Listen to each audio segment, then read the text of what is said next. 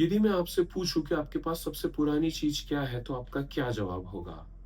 आपकी घड़ी, आपकी कार या आपका बाइक, या कोई ऐसा तोहफा जिसको आपके किसी अपने ने दिया था और आपने आज तक उसको बहुत संभाल कर रखा हुआ है। ऐसे में शायद ही आपका ध्यान खुद की तरफ जाएगा। आप जिन तत्वों के बने हुए हैं, उन तत्वों का इतिहास भी बहुत ही पुराना है। उदाहरण के तौर पे आपके शरीर में मौजूद हाइड्रोजन तब बना था जब इस ब्रह्मांड की शुरुआत हुई थी। इसी तरीके से ऑक्सीजन, नाइट्रोजन, ये सारे तत्व किसी स्टार के कोर में बने हुए हैं। अब यहाँ पे मैं आपको किसी साइंटिफिक क्लेम का ओवर सिंप्लीफाइड वर्जन देने नहीं आया हूँ। मैं कोशिश करूंगा कि आपको वो चीजें बता सकूं जो एक्चुअल में हुआ है, और किस तरीके से हम इन चीजों को समझे हैं आज तक। किस तरीके से, किन ऑब्जर्वेशन के बेसिस पे जो बातें की गई है साइंटिफिक कम्युनिटी के द्वारा, उन चीजों को मैं डायरेक्ट आपके सामने रखूंगा, और उन कंक्लूजन को कैसे निकाला गया है उसके बारे में भी मैं बात करूंगा। तो स्टार्ट करते हैं ये वीडियो।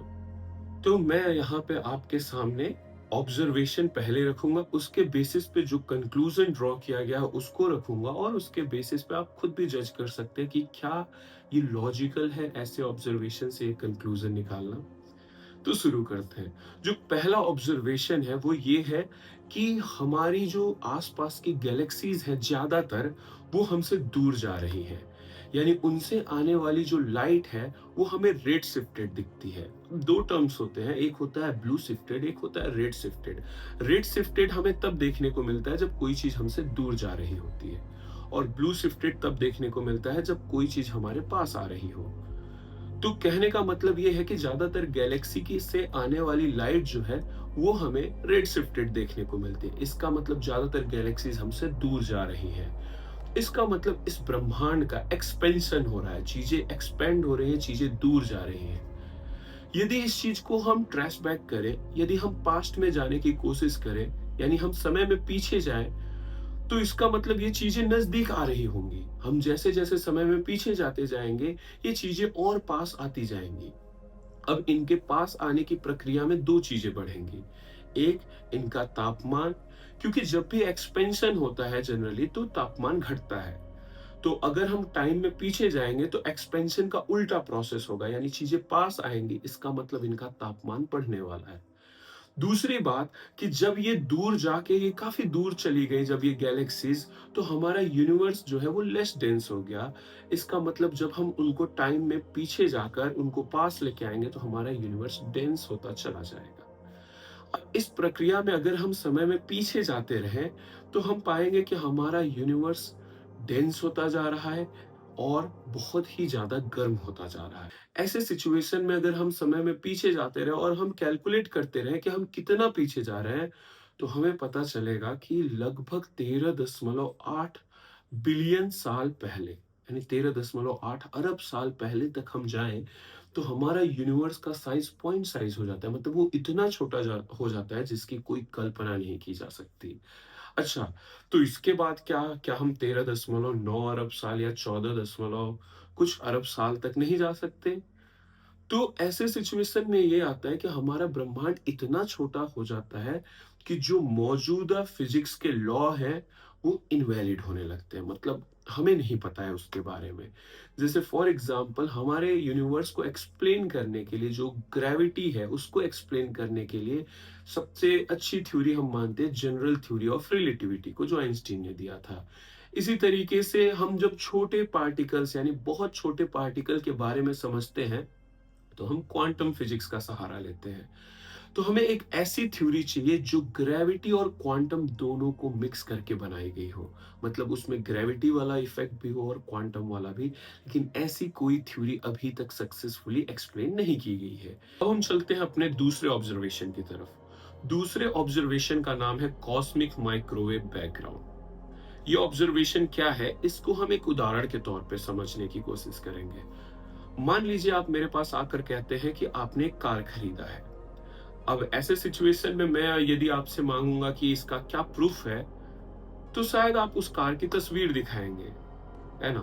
तो अब ऐसे सिचुएशन में मैं मान लूंगा कि हाँ, शायद आपने कार खरीदा होगा। क्या हमारे पास यूनिवर्स के बिगिनिंग का भी ऐसा कोई तस्वीर है? तो एग्जैक्ट बिगिनिंग का तो हमारे पास कोई तस्वीर नहीं है, बट कुछ ऐसा मिलता जुलता हमारे पास है।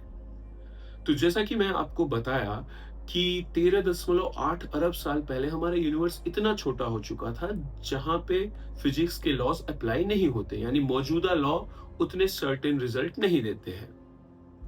उस क्षण के कुछ मिनटों के बाद हमारे यूनिवर्स में बहुत सारे फंडामेंटल पार्टिकल बने।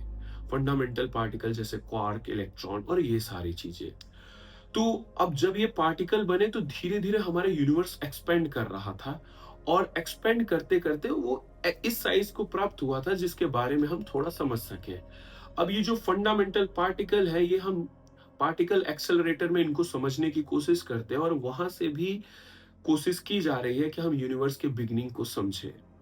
तो जब ये फंडामेंटल पार्टिकल जैसे इलेक्ट्रॉन आदि चीजें जब हमारे ब्रह्मांड में आई तो ये बहुत ज्यादा मात्रा में थी, और इतनी कि हमारे ब्रह्मांड से कोई भी लाइट एस्केप नहीं कर पा रहा था। यानी इलेक्ट्रॉन जो थे, जो बने थे, ये लाइट के कणों को स्कैटर कर रहे थे। धीरे धीरे हमारा यूनिवर्स बढ़ रहा था, लेकिन जो लाइट के कण हैं, यानी जिनको हम फोटॉन कहते हैं, वो अभी भी ट्रैप्ड थे और वो बाहर नहीं निकल पा रहे थे। यानी कि हमारे ब्रह्मांड का एक्सपेंशन शुरू हो गया था और हमारा ब्रह्मांड काफी एक्सपेंड कर गया था, लेकिन उसमें से लाइट जो है वो बाहर नहीं निकल रही थी। यानी हम बोलते हैं कि हमारा ब्रह्मांड पूरी तरह ओपेक था, कोई लाइट उसके थ्रू निकल नहीं सकती थी।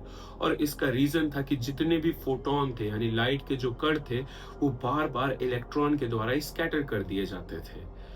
धीरे धीरे और जब ठंडा होता गया, और ठंडा होता गया हमारा ब्रह्मांड, और ये ठंडा हो रहा था एक्सपेंशन के जरिए।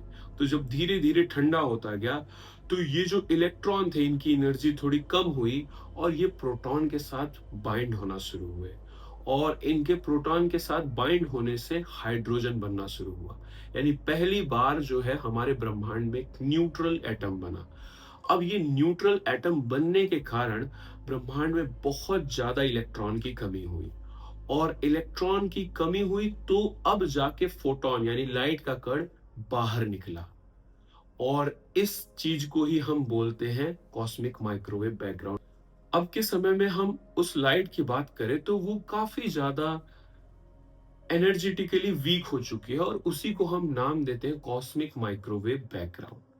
यदि आप इसको, इस पैटर्न को या इस पिक्चर को जो मैं आपको दिखा रहा हूं, इसको अगर आप ध्यान से देखेंगे तो आप देखेंगे कि ये लगभग हर जगह यूनिफॉर्म है। लेकिन और ध्यान से अगर आप देखेंगे तो आपको छोटे छोटे फ्लक्चुएशन दिखेंगे। ये छोटे छोटे फ्लक्चुएशन जो है, ये दिखाते हैं कि इन रीजन में ग्रेविटी ज्यादा है। यानी कि यही फ्लक्चुएशन जो है आगे चल के गैलेक्सी बने हैं। तो यानी ये जो ब्रह्मांड का मौजूदा तस्वीर है, इसका एक खाका बहुत पहले ही खिंच गया था। बहुत पहले ही ये चीजें इस पिक्चर को देख के समझ में आता है कि डिसाइड हो चुकी थी कि यहाँ इस जगह पे गैलेक्सी बनने वाली है। अब यदि यहाँ पर मैं तीसरे ऑब्जर्वेशन के बारे में बात करूं तो वो है पूरे यूनिवर्स में हाइड्रोजन और हीलियम की अधिकता। जैसा कि मैंने शुरू में बताया कि शुरुआती चरण में ब्रह्मांड का तापमान बहुत ज्यादा था, और ऐसे में पहली बार हमारे ब्रह्मांड में न्यूक्लियस बनना शुरू हुआ। जब न्यूक्लियस बना, इसको हम बोलते हैं बिग बैंग न्यूक्लियोसिंथेसिस। तो जब ये न्यूक्लियस बनना शुरू हुए तो उस समय हाइड्रोजन, हीलियम और कुछ ड्यूटेरियम कुछ मात्रा में बना था, और बहुत ही थोड़े मात्रा में लिथियम भी बना था। तो जो आज के समय में हम देखते हैं और जो तब देखते हैं, तो इस चीज से हमें लगता है कि शायद हाइड्रोजन और हीलियम जो इतना अबंडेंस में है, वो इस रीजन से होगा क्योंकि वो शुरुआती चरण में बना था। इसके अलावा यदि हम पुराने जनरेशन के स्टार्स को देखें, यानी अभी के जो नए स्टार्स हैं उनको नहीं, यदि हम पहले के स्टार्स को देखें तो हम वहां पे पाएंगे कि उनमें भी जो हैवी मेटल्स है, जो भारी मेटल हैं, लाइक आयरन और इस तरह के मेटल, वो कम मात्रा में पाए जाते हैं। तो इसका मतलब ये है कि हमारा जो यूनिवर्स है वो शुरुआती चरण में मेटल रिच नहीं था। उस चरण में मेटल की थोड़ी कमी थी। अब होता क्या है कि शुरुआत में तो बहुत लाइटर एलिमेंट्स ही बने, धीरे धीरे जब तारे बनते हैं तो तारे के कोर में यानी स्टार्स के कोर में जो हैवी एलिमेंट्स हैं वो बनना शुरू होते हैं। हैवी एलिमेंट्स का मतलब मेरा यहाँ पे आयरन और इस तरीके के ऑक्सीजन और इन सब से ही है। जो इनसे भी हैवी एलिमेंट्स हैं वो और भी दूसरी प्रक्रिया में बने। जब कोई बहुत मैसिव स्टार जब अपनी उम्र कंप्लीट कर लेता है तो ऐसे सिचुएशन में उसमें एक ब्लास्ट होता है जिसको हम सुपरनोवा बोलते हैं, और उसका जो मटेरियल है वो पूरे यूनिवर्स में मतलब बहुत ज्यादा दूर तक फैल जाता है। अब ये मटेरियल दोबारा किसी स्टार के बनने की प्रक्रिया में यूज होते हैं और इस तरीके से फर्दर और एलिमेंट्स भी बनते हैं। इस तरीके के अनेकों प्रोसेस है जो यूनिवर्स में होते रहते हैं और जिनके थ्रू ये सारे मेटल बनते हैं। तो जिस तापमान के बारे में यूनिवर्स का हम डिस्कस कर रहे थे कि शुरुआती चरणों में ज्यादा है, उस तापमान पे हाइड्रोजन, हीलियम और लिथियम का बनना हमारे साइंटिस्ट भी प्रिडिक्ट कर चुके हैं। इनफैक्ट यहाँ पे अब मैं क्लेम ये नहीं करूंगा कि सारे प्रिडिक्शन बिल्कुल एक्यूरेट है, बल्कि लिथियम के प्रिडिक्शन में थोड़ा प्रॉब्लम है और इसको लिथियम प्रॉब्लम भी बोला जाता है। तो कहने का मतलब कि ज्यादातर ऑब्जर्वेशन हमारे मैच करते हैं। अब इसका ये मतलब नहीं है कि कुछ ऑब्जर्वेशन नहीं मैच कर रहे तो हम थ्योरी को टोटली डिस्कार्ड कर देंगे, लेकिन ज्यादातर ऑब्जर्वेशन हमारा इस थ्योरी से एग्री करता है। यहाँ पे आपको ये डाउट भी आ सकता है कि हमें कैसे पता कि कौन से स्टार में क्या है। तो जो स्टार से लाइट आती है उसका हम एक पिक्चर लेते हैं, उसको हम स्पेक्ट्रा बोलते हैं, और उस लाइट के बारे में अगर हम डिटेल एनालिसिस करते हैं तो हमें पता चलता है कि उस स्टार में कौन कौन से तत्व मौजूद है, यानी कौन कौन से एटम मौजूद है। तो हम स्टार की लाइट को ही देख के हम बता सकते हैं कि वहां पे कौन सा एलिमेंट होगा। और इसी बेसिस पे हमने ये पता लगाया था कि जो पुराने स्टार्स हैं उनमें जो है लाइटर एलिमेंट्स ज्यादा है, यानी यूनिवर्स के शुरुआती चरणों में हल्के एलिमेंट्स ही बने, और आज उन्हीं एलिमेंट्स की हमारे यूनिवर्स में अधिकता है। जो ज्यादातर हैवी एलिमेंट्स बने वो या तो बाद के स्टार्स में बने या बहुत देर से बने और स्टार के कोर के अंदर बने हैं। तो जैसा कि मैंने आपको बताया कि जो हमारे ये ऑब्जर्वेशंस थे, इनके बेसिस पे हमने किस तरीके से चीजें समझी। अब यदि इस चीज को हम एक थ्योरी के फॉर्म में बताएं तो ये कुछ इस तरीके से होगा कि लगभग 13.8 अरब साल पहले हम यूनिवर्स को समझना शुरू कर सकते हैं, क्योंकि उसके पहले वो ऐसे फॉर्म में था जिसके बारे में फिजिक्स कुछ खास बता नहीं सकती है। तो 13.8 अरब साल पहले ये कहानी शुरू होती है। उसके समय हमारा ब्रह्मांड बहुत ज्यादा डेंस था और बहुत ज्यादा गर्म था। तो शुरुआती चरण में सिर्फ और सिर्फ फंडामेंटल पार्टिकल बने, यानी इलेक्ट्रॉन, क्वार्क्स और इस तरह की चीजें। धीरे धीरे और एक्सपेंशन होता गया, और ये एक्सपेंशन जैसे जैसे होता गया हमारे यूनिवर्स थोड़ा ठंडा होता गया। शुरुआती चरण में ही तापमान इतना अधिक था कि पहला न्यूक्लियस बना। अब न्यूक्लियस के बनने से पहले चार्ज पार्टिकल ऐसे ही घूम रहे थे जिसके कारण वो लाइट को, जब हमारा यूनिवर्स बना था उस समय की लाइट को कंप्लीटली स्कैटर कर रहे थे। अब जब धीरे धीरे और ठंडा हुआ तो न्यूक्लियस बनना शुरू हुआ। ऐसे में हाइड्रोजन, ड्यूटेरियम, हीलियम और कुछ ट्रेसेस में लिथियम भी बना। अब ये न्यूक्लियस इलेक्ट्रॉन को कैप्चर करना शुरू किए और धीरे धीरे चार्ज पार्टिकल हमारे यूनिवर्स में कम होते गए और न्यूट्रल एटम बनना शुरू हुए।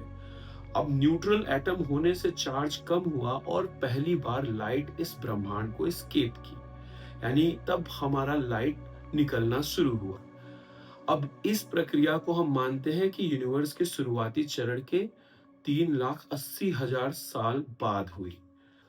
अब जब ब्रह्मांड में न्यूट्रल एटम बनना शुरू हुए और यहाँ पे चार्ज पार्टिकल कम होने लगे तो पहली बार लाइट एस्केप किया, और उस लाइट का पिक्चर आज भी मौजूद है। हम ब्लैक बॉडी रेडिएशन के बारे में फिजिक्स में पढ़ते हैं और वहां पे हम देखते हैं कि एक ऑब्जेक्ट अपने तापमान के कारण हर तरह की लाइट को इमिट करता है, यानी हर तरह के इलेक्ट्रोमैग्नेटिक रेडिएशन को इमिट करता है। अब जब ब्रह्मांड बना था तो उसका तापमान बहुत अधिक था, यानी कि अब हम ब्रह्मांड बनने की यदि हम 3,80,000 साल बाद की भी बात करें, तब भी तापमान बहुत ज़्यादा था और उस समय का जो रेडिएशन निकला होगा, वो शायद किसी हायर फ्रीक्वेंसी पे रहा होगा, लेकिन मौजूदा समय में वो हमारे पास माइक्रोवेव के फॉर्म में है। फिर फर्दर उस पिक्चर को अगर हम और डिटेल में देखें, कॉस्मिक माइक्रोवेव बैकग्राउंड को और डिटेल में देखते हैं, तो हमें दिखता है वो टाइनी फ्लक्चुएशन। वो फ्लक्चुएशन के बेसिस पे हम बता सकते हैं कि ये वो रीजन्स हैं जहां पे ग्रेविटी थोड़ा थोड़ा डोमिनेट करना शुरू हुई। अब ग्रेविटी के डोमिनेट करने से ये चीजें और बढ़ने लगी, यानी वहां पे मास इकट्ठा होने लगा, ज्यादा मास से और ग्रेविटी हुई और डेंस होना शुरू हुआ और धीरे धीरे धीरे धीरे स्टार्स का फॉर्मेशन शुरू हुआ। अब ये स्टार्स यूनिवर्स के इनिशियल डेज के मटेरियल से ही बने हुए हैं, यानी हाइड्रोजन हीलियम ज्यादातर पार्ट। तो अब धीरे धीरे ग्रेविटी इतना ज्यादा होने लगी कि ये स्टार्स और ज्यादा डेंस होने लगे और इतना डेंस होने लगे कि कोर का टेम्परेचर बढ़ने लगा फिर से। और कोर का टेम्परेचर बढ़ते बढ़ते एक ऐसे पॉइंट पे पहुंचा कि अंदर फिर से न्यूक्लियर रिएक्शन स्टार्ट हो गया। ये न्यूक्लियर रिएक्शन के थ्रू ही और एलिमेंट्स बने, जैसे कार्बन, ऑक्सीजन, नाइट्रोजन और इस तरीके के एलिमेंट्स। अब जब बनते बनते जब बहुत किसी स्टार में बहुत ज्यादा ये मटेरियल बनने लगता है और धीरे धीरे जो उसका फ्यूल है, यानी जो हाइड्रोजन हीलियम में कन्वर्ट हो रहा है और हीलियम फर्दर मेटल बना रहा है, तो जब ये धीरे धीरे एक लिमिट से कम हो जाता है, तो जो बहुत मैसिव स्टार है उनमें एक ब्लास्ट होता है जिसको हम सुपरनोवा बोलते हैं। अब इस ब्लास्ट के थ्रू जो उनका मटेरियल है वो पूरे यूनिवर्स में फैल जाता है। अब बहुत बार ऐसा होता है कि जब नए स्टार्स का फॉर्मेशन होता है, तो वो इस मटेरियल को यूज करते हैं। फॉर एग्जाम्पल, जब हमारा पृथ्वी बना होगा या हमारा सोलर सिस्टम बना होगा, तो जो पृथ्वी पे मौजूद जो हैवी मेटल्स हैं, जो ये सब तत्व हैं, वो हमारे सन के कोर से नहीं निकले हैं, वो किसी स्टार्स के ही रिमेन्स होंगे। कोई स्टार मरा होगा और उसी मटेरियल को लेके हमारी पृथ्वी बनी है। इनफैक्ट बहुत सारे अलग अलग प्रक्रिया के थ्रू ये मटेरियल इकट्ठा हुए होंगे और हमारी पृथ्वी बनी होगी। तो कहने का मतलब कि जो तत्व हमारे पास है और जिन तत्वों से मिलकर हम बने हैं, उनका इतिहास बहुत बहुत ज्यादा पुराना है। और ऐसा नहीं है कि जो प्रेजेंट की थ्योरी है वो इसको कंप्लीट तरीके से अच्छे से एक्सप्लेन कर पाती है। हम देखते हैं कि लिथियम एक इश्यू है, उसके एबंडेंस के बारे में हम उतना सही कैलकुलेट नहीं कर पाते हैं। तो इस तरीके के कई सारे ड्रॉबैक्स है। स्टिल ये एक मोस्ट सक्सेसफुल थ्योरी है जिसको हम आज तक समझ पाए हैं, जिससे हम यूनिवर्स को समझ पा रहे हैं। अब यहाँ पे एक इम्पॉर्टेंट पॉइंट है कि आप ज्यादातर जगहों पे पाएंगे कि हाँ, इसी तरीके से हुआ। जब हम चीजों को, साइंटिफिक क्लेम को हम डायरेक्ट बताने लगे कि यही हुआ ही था, जबकि वो साइंटिफिक क्लेम खुद इस बात की गवाही नहीं दे रहा है, लेकिन जो जन साधारण के पास जो वर्जन पहुंचता है, वो ये चीज को प्रूफ कर देता है कि नहीं, यही हुआ था। और ये दोनों ही साइड हो चुका है। रिलीजन भी इसी तरीके से क्लेम करता है, यानी जो सच में जानने वाले हैं वो शायद इस तरीके के कारण से बचे, इस तरीके के कारण से बचते हो। लेकिन जो उसको फैला रहे हैं, जो उसको सामने लेके आ रहे हैं, वो इतना श्योरिटी से लेके आ रहे हैं। और ये दोनों ही केस में अब यहाँ पे बात आती है कि ज्यादातर टाइम हम जो सुनते हैं कि पूरा यूनिवर्स एक बहुत बड़े धमाके से बना, तो ऐसी कोई धमाका या ऐसी कोई चीज नहीं हुई थी। एक सिंपल ऑब्जर्वेशन को अगर हम पीछे लेके जाते हैं, तो हम पाते हैं कि हमारा यूनिवर्स किसी समय में बहुत ज्यादा छोटा था और धीरे धीरे उसमें एक्सपेंशन हुआ।